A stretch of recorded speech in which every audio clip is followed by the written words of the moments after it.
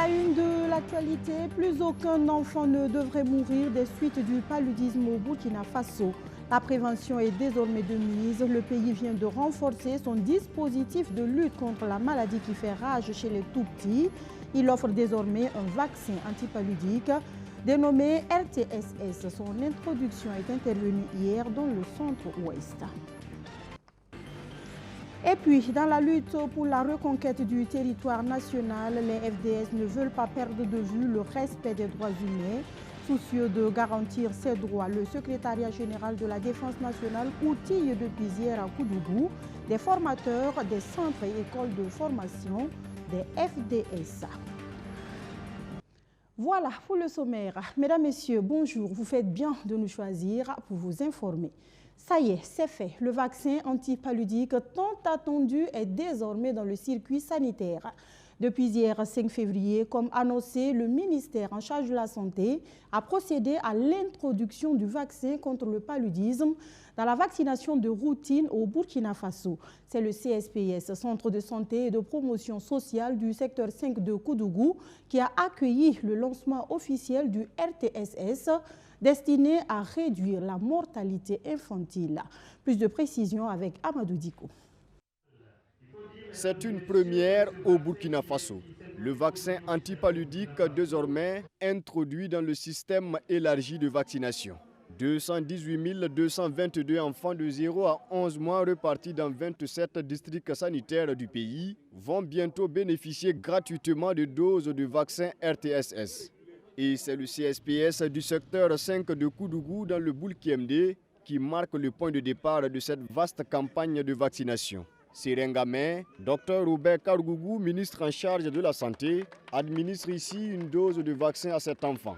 Une injection qui devrait le protéger de tout risque de contraction du paludisme. C'est avec joie que nous accueillons cette vaccination. Elle va beaucoup soulager nos enfants, surtout en cette période de palud. Je suis contente des vaccins là. C'est à cause des maladies là. Quand il fait vaccin là, ça ne peut pas faire, il va tomber malade beaucoup. Même s'il tombe malade, mais malade là, ça ne peut pas, ça ne peut pas rentrer comme avant là. Le paludisme est cité comme l'une des causes principales de la mortalité infantile dans le pays. En 2023, sur 5200 décès enregistrés, on note 3721 enfants de moins de 5 ans. Une tendance que le gouvernement et ses partenaires veulent inverser à travers cette campagne de vaccination.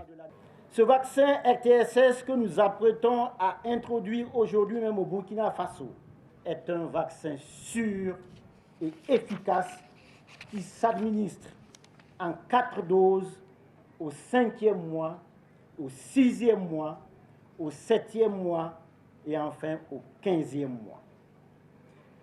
Bien que représentant une arme puissante de prévention, ce vaccin doit impérativement être associé aux autres mesures de prévention existantes. Continuons à garder nos cadres de vie propres. Détruisons régulièrement les gîtes de moustiques. Dormons systématiquement sous moustiquaires imprégnés. Sortons massivement nos enfants pour recevoir la chimioprévention du paludisme saisonnier. Cette campagne de vaccination contre le paludisme est à sa première phase et a mobilisé environ 10 milliards de francs CFA. Le droit à la santé que l'exécutif burkinabé tente ainsi d'assurer aux populations, ces mêmes droits des populations en temps de crise doivent être respectés et même les autres droits de ces populations, même en temps de guerre. Les FDS engagés dans la reconquête du territoire national le savent et veulent même préserver ces droits humains. Dans cette optique, le secrétariat général de la Défense nationale tient depuis hier dans la cité du Cavalier Rouge, et ce, durant une semaine, une formation sur le droit international humanitaire à l'endroit des formateurs des écoles et centres de formation de forces de défense et de sécurité. Maxime Ilboudo était à l'ouverture des travaux. Voici son compte-rendu. Dans le cadre de la reconquête du territoire national, des cas d'atteinte aux droits humains sont attribués à tort ou à raison aux forces de défense et de sécurité burkinabè par certaines organisations de défense des droits de l'homme. Pour minimiser donc ces suspicions, le secrétariat général de la défense nationale renforce les connaissances des formateurs des écoles et centres de formation des forces de défense et de sécurité sur le droit international humanitaire. Une semaine durant, ces hommes de tenue apprennent à distinguer le combattant du civil, à maîtriser les mécanismes de protection des personnes touchées par les effets des conflits et à prendre les bonnes décisions en termes de droit. C'est pour pouvoir bien se comporter sur le terrain. Qu'est-ce que le soldat doit faire, ce qu'il ne doit pas faire? Parce qu'il faut le dire que le Burkina Faso a eu à signer des conventions et à ratifier plusieurs accords sur le plan international. Donc il y va de soi que nous, nos soldats, nous-mêmes, nous puissions respecter ces règles de guerre-là. Au départ, ça serait difficile, mais les hommes comprennent et les hommes ont fait tout à ce que les hommes puissent respecter ces règles-là, même si de leur côté, eux, ils ne respectent pas. Il s'agit donc de doter les forces combattantes de moyens juridiques pour guider leur comportement sur le terrain. Sont concernés par ce renforcement de capacité 25 formateurs des écoles et centres de formation des forces de défense et de sécurité. L'idée est de réduire les cas d'abus en temps de crise. Nos unités qui montent à l'assaut de nos ennemis doivent être professionnelles. Pour ce faire, il est important effectivement de renforcer leurs capacités et dans toutes les fonctions qui accompagnent justement leur mission. Et au nombre de ces fonctions, il y a la question du respect du droit de la guerre, et c'est dans ce cadre justement qu'on se retrouve avec des formateurs pour avoir une masse critique de formateurs qui puissent être auprès de ces unités dans le cadre de l'élaboration de leurs ordres. Ils seront à leur tour des vecteurs d'information auprès de leurs frères d'armes.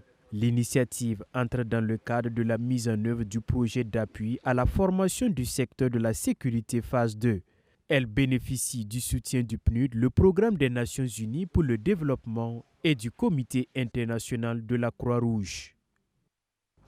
Appelé aussi à épauler l'État dans sa quête de paix et de cohésion sociale, l'AEMB, l'Association des étudiants et élèves musulmans du Burkina et le CERFI, Centre d'études et de recherche en formation islamique, veulent renforcer les compétences des imams pour qu'ils relèvent brillamment les défis de l'heure. À cet effet, au Conseil national des imams, près d'une centaine de ces guides ont été outillés sur la mission à eux confiée. On en sait plus avec Amadou Diko. La religion musulmane définit l'imam comme une personne qui assure la direction des prières et assiste les fidèles dans leurs obligations sociales et religieuses.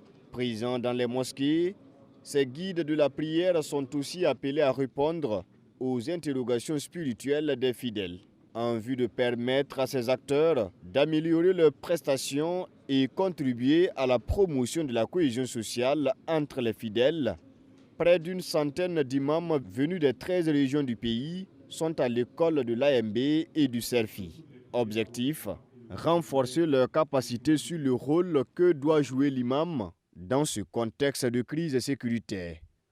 En convoquant cette rencontre, nous avions pour objectif de permettre aux imams et aux responsables de nos structures non seulement d'échanger sur l'imamat dans un contexte de crise sécuritaire humanitaire, mais aussi de mutualiser les expériences dans la gestion efficace des affaires de la Oumma.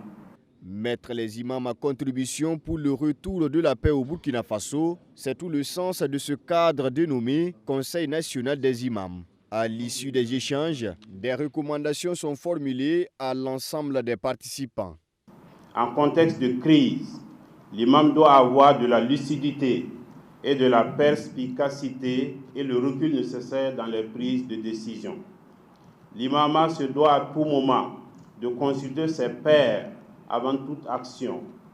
L'imam doit à tout temps avoir un devoir garant, moral et éthique dans la société.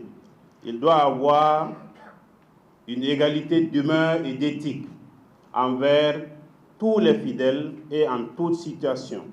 Premier du genre, le Conseil national des imams est une initiative de l'Association des élèves et étudiants musulmans du Burkina Faso et le Cercle d'études, de recherche et de formation islamique. L'initiative se veut annuelle. Le Burkina Faso, qui veut bien allier efficacement lutte contre le terrorisme et respect des droits humains, vous le savez, le pays n'est plus membre de la CEDEAO. Depuis l'annonce de cette décision, les commentaires vont bon train. Mais concrètement, quelles sont les implications d'un tel retrait, surtout dans son volet économique? La question a retenu notre attention cette semaine dans la chronique économique qui se penche sur l'avenir des projets du pays, financés par la BIDC, entendez par là la Banque d'investissement et de développement de la CEDEAO. Voyons les éléments de réponse avec Archimède Boy.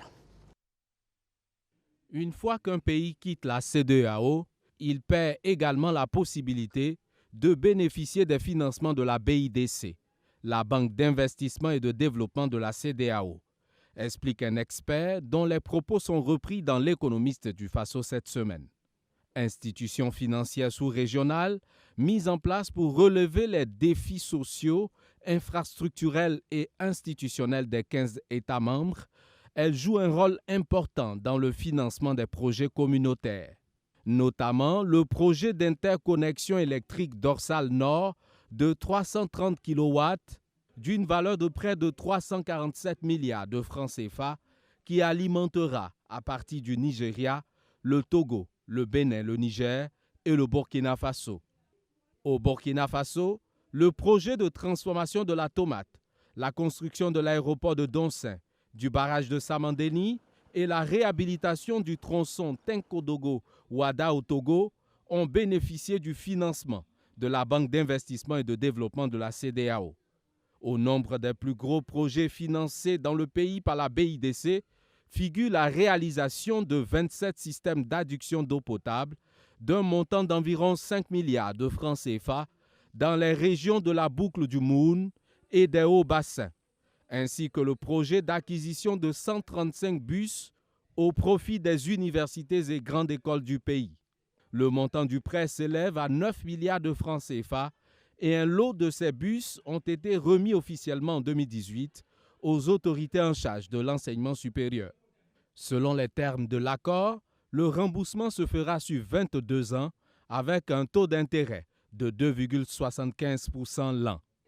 Si le retrait de la CEDEAO signifie la fin du financement des projets au Burkina Faso par la BIDC, cela ne traduit pas pour autant la fin de toute relation, soutient un autre expert interrogé par l'hebdomadaire économique.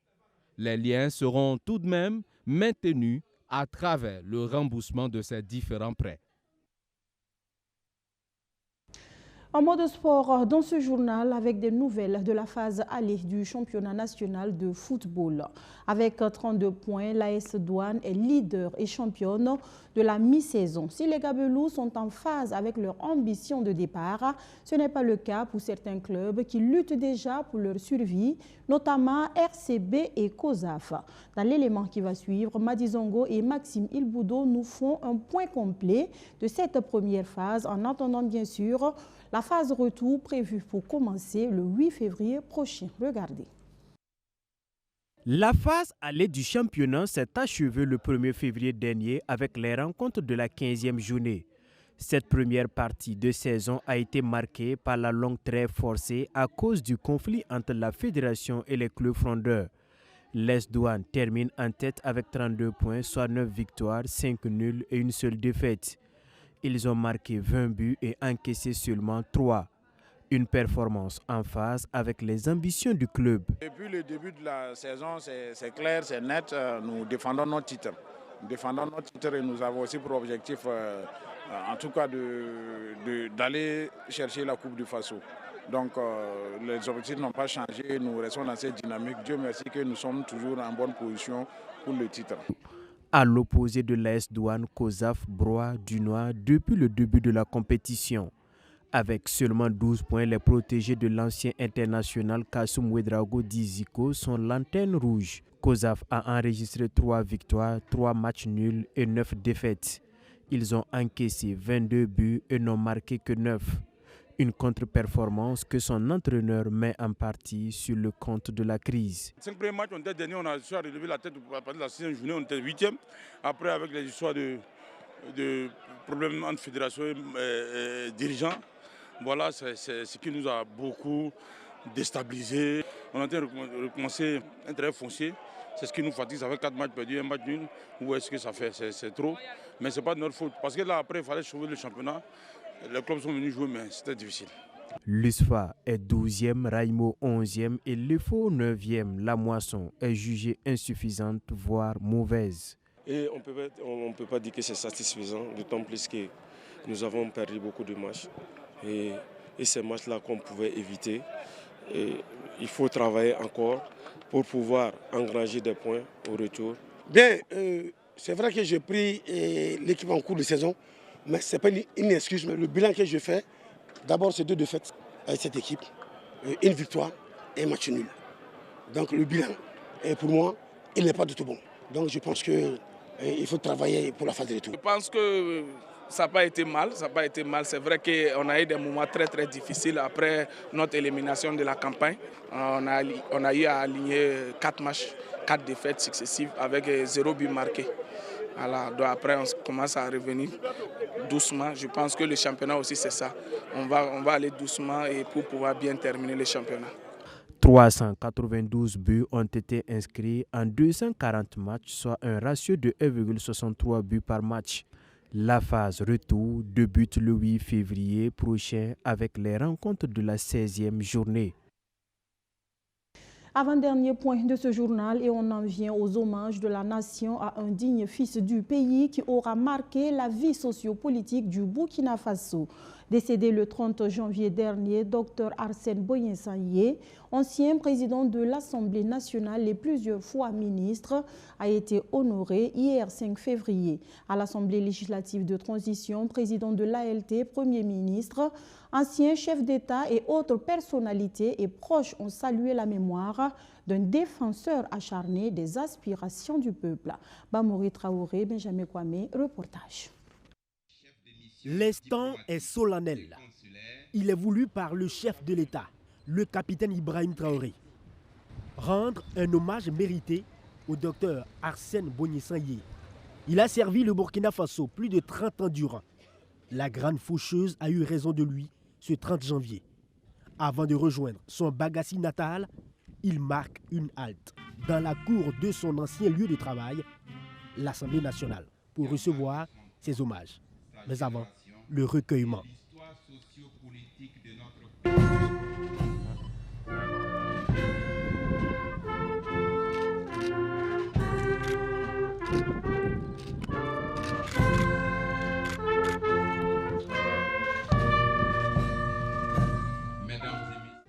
En plus de l'intendance militaire, les membres du gouvernement, les présidents d'institutions, la promotion du Prytanée militaire, les anciens présidents de la représentation du peuple et la famille. Tous ont eu une pensée pieuse pour celui qui a dirigé l'Assemblée de 1992 à 1997. Puis vient le moment de reconnaître le mérite de l'homme qui a travaillé à l'avènement de la 4e République. Il a été un défenseur acharné des intérêts et des aspirations de notre peuple sur la scène nationale et internationale. Un exemple de probité, d'humilité, de dévouement et de patriotisme. Il a servi son pays avec honneur, dignité et loyauté. Arsène Boyen-Sanyé, médecin colonel-major à la retraite, était aussi un père, un modèle pour sa famille, un homme politique engagé. Depuis les structures de comités révolutionnaires, il a vécu utile pour sa mère patrie, témoigne la famille. Nous voulons croire que l'hommage qui est fait à Boyen-Sanyé Arsène trouvera inspiration parmi les générations présentes et à venir. Tu pouvais mener des rencontres politiques, y compris à domicile, jusqu'à des heures très tardives. Et lorsque tu étais président de l'Assemblée, ces rencontres se terminaient parfois à 2h, voire 3h du matin. Aujourd'hui, papa, Le monde politique te rend hommage et je sais que tu en es très content et très fier. Tu as vécu une vie utile pour ton pays. Un rassembleur, un homme sympathique, celui qui était à l'écoute des autres pour mener des bons combats.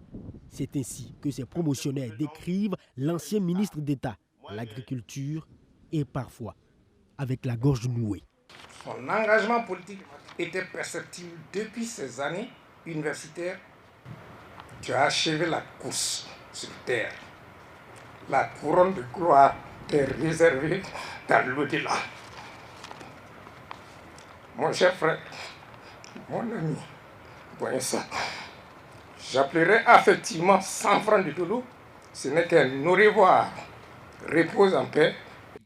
Arsène Mbonyé-Sanyé est né le 10 octobre 1957. Il était ministre d'État, chargé des réformes institutionnelles et des relations avec le Parlement d'avril 2011 à octobre 2014 sous Blaise Compaoré.